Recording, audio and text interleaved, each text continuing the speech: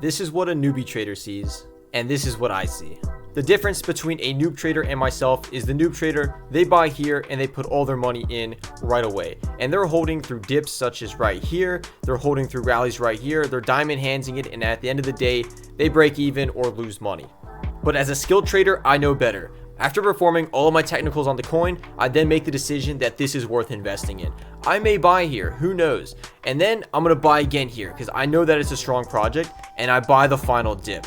Now, at the end of this rally, I've already set price targets that I'm looking to hit. Now that I've accumulated down here and I've lowered my effective averaging price to somewhere along this level, I now slowly realize my profits on big spikes such as here and here. By the end of my trading session, I finish profit here, while noob traders finish profit here. Then what do I do with all this profit? Well, I buy in right where the noob trader finished the day. And I repeat the whole cycle over again for more profit.